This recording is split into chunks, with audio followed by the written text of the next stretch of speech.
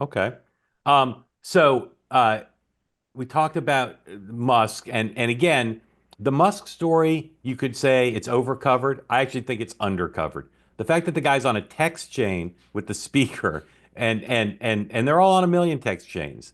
This is a group that texts. I don't know if they're on WhatsApp or what they're on, but this is a big texting group. All these Silicon Valley guys, and they're on not just with the speaker, they're on with different groups of members, different Trump people. This is like a nonstop party of communication that gives them extraordinary influence because when they move the conversation from the private text chain to their followers on X, it becomes a whole different thing. So the Associated Press did a story based on a poll about Elon Musk and how much power he has.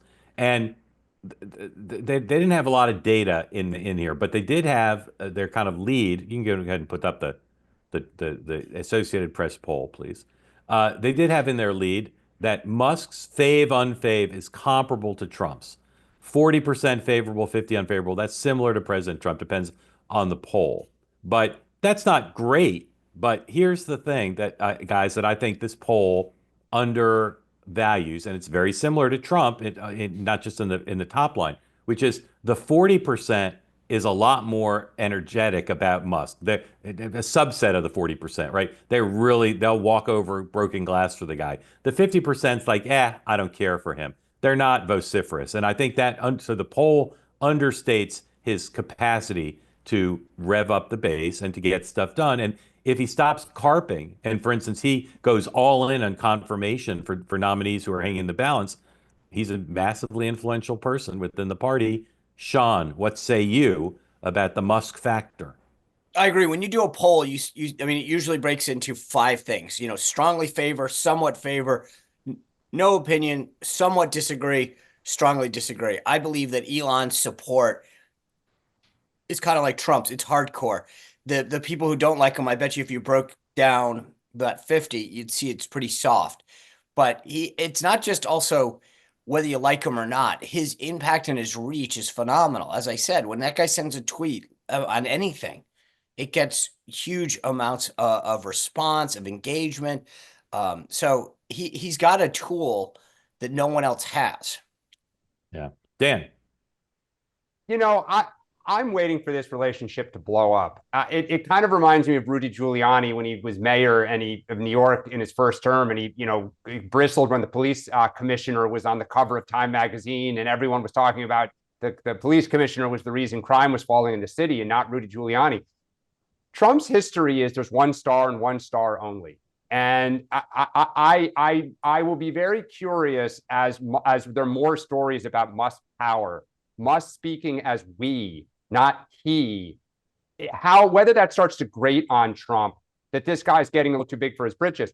I think the second thing is the reason historically there has not been a CEO of this magnitude sitting next to the president with not is there are conflicts of interest up the wazoo.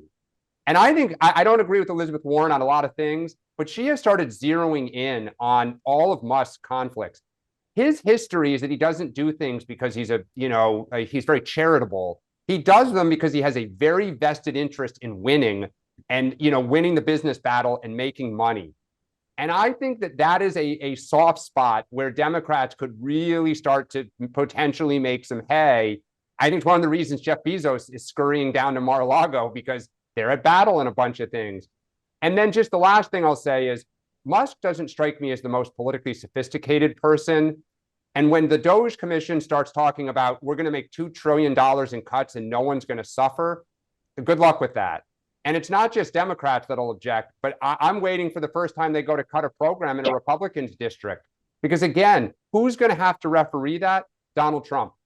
And he hates getting involved in this stuff. So I think ultimately a year from now, they are not buddy buddies anymore. Man, that was a soliloquy for the ages. That was awesome. Very interesting stuff.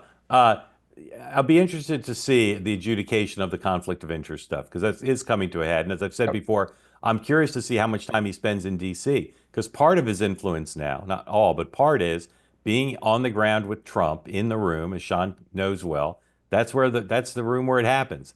And if he's not going to spend a lot of time at the White House, he can call, he can be on video, whatever, he can be on text chains, but it's just not going to be the same level of minute by minute influence he appears to have now.